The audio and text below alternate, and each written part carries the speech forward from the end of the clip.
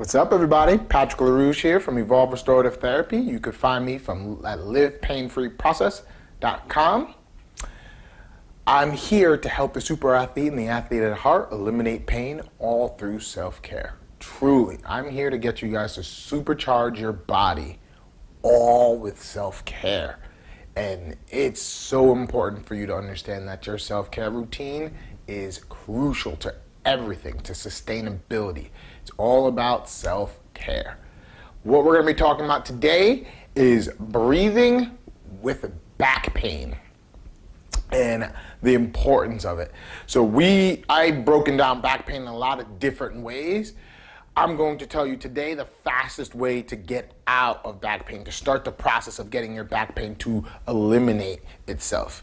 And what people mainly do is they focus on either the massive muscles that's in the back, the lat, the erectors, the back fascia, the glutes, or they start focusing on stabilizing the back, which is getting the hips to function properly, working with the glute and the hip flexor complex and getting them to balance out so the back doesn't have to brace itself so much. Some people go even broader by getting the whole posterior chain from the back of the calf, the hamstrings, the glute, the erectors, lats, all the way up to the upper trap to start functioning properly, getting them to elongate, getting them to move. Some people work with contracting with the abdominals. Those are also important ways to go through. But the fastest way to eliminate your back pain is meshing the external world with the internal world. And the way that you do that, the avenue to do that is all through breathing. Now, what everyone tries to do with those bigger muscles is get those muscles to function properly, but you're forgetting why the muscles are acting like that in the first place. We have done something to the internal structure to make our body want to protect for our spinal cord. That means all the muscles on the internal aspect has now contracted itself. Unless we get those things to stop protecting themselves so hard, we're going to consistently be fighting against ourselves. So what everyone does, let's show you this real quick. What everyone does is they focus on the quadratus lumborum, which is underneath the 12th rib and attaches to the hips. The back fascia, which runs all the way around the back itself. The erectors that runs up through here, and the glutes. But you have to also understand, really close between the spines, there's something called your metaphysis. This is really centralized, really right close to the spine. As well as there's muscle tissue that runs all the way along here. Not only does the hip flexors run through here, but there's also muscle tissues that stabilize the spine all the way through here. We have to get those to learn how to move. That's it. Because remember, it's trying to lock the spine in place and try to keep it sturdy. What we have to do is access that muscle system and get that muscle system moving. And the way that we do that is through breath. The more you can actually do the deep diaphragmatic breathing, then we can alter where we're breathing, and that's when we get things to move. So we're getting these big muscles to move all the way around, but we need to get the whole entire structure to start learning how to expand, because the discs that's in between every single one of these vertebrae need to breathe. They need to collapse and go up and down, up and down. But right now, its main job is protection and holding itself down. We have to break that cycle, right? We don't want the disc to be crushed. And that's when you start getting herniations after prolonged times of that, et cetera, et cetera. So what do? You start breathing. So let's go into it. You hurt your back. Pop. Something happened. You can't get up. You can't do anything. Your first task that needs to happen is not instantly getting things to stretch and move, is one, break, fight, or flight. And we already gone through this in diligence. Like, you have to break the cycle of protection. You're going to do that through breathing. So you're going to do your deep diaphragmatic breathing. Then you're going to target that breathing. So let me show you something real quick. Diaphragm, core, pretty much like a balloon, right? Diaphragm pushes down when you breathe, as well as your pelvic floor pushes up. So see how it crushes your belly out? Your core wraps around and brings it in. So now everything pushes in, but where does the air go? This is the internal pressure that your body needs to structure itself.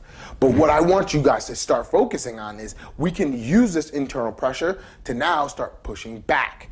So once we do here, your back, if we lay down on the floor or curl up into a ball and we breathe and we focus on our lower back expanding, now we're starting to get the back to start moving on its own terms because it's your breath that's doing it, not a muscle doing it, it's your breath. So now you can breathe and get it to open slightly and close. Does that make sense? Like, we want the breath to do all the motions and not just muscle tissue. And once you get those to move, then you're in then you're in the position to really start changing how your body's feeling and thinking, do I need to protect this area or not? Especially if you do it on the term. So let's actually show you that. Let's zoom in on the camera real quick. 3. Now you see with each breath that we take, your rib cage has to move. Now when you diaphragmatic breathe, the rib cage is not going to move as much, but you're going to push more pressure down low, close to your hips. So you see how the rib cage are attached to the vertebrae? Those are going to start learning how to move more and more. Now if we trap the air, so putting your belly button against something, like your legs if you're curled up into a fetal position, or the floor, your body has no choice but to push the air back. This is something called crocodile breath. Crocodile breath is going to get you to learn how to push the air in the back. A lot of opera singers use that low diaphragm. All the air goes into the lower back to get the power that they have to sing. That's what we want to access. We want to get the body to start learning how to breathe in the back. So if your back is in pain, you're going to be like wanting to lay on the floor anyway, curl up into a ball. But now you just want to focus that breath that you have to take to live in the first place. You want to focus that breath back into the back. And once you do that, that's when you start getting the spine to expand. Zoom back out towards me.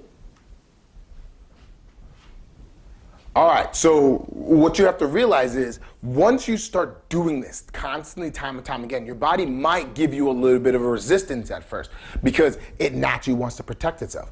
But the more you do it, give it time, give it a good 3, 4, 5 minutes of you laying there and just getting it to move very, very slowly. You'll start realizing the back is going to start coming out of it. And once you get things to move, I say it all the time, once you're in pain, as soon as you get something to move on its own terms, you get blood flow. Once you get blood flow, you get healing. Once you get a lot of blood flow and get you trusting it, that's where rapid healing happens. So folks, when you have back pain, the first thing that you have to do, the fastest way to get it, is work external and internal. So first, get that internal system to start wanting to let go. That's with your breath.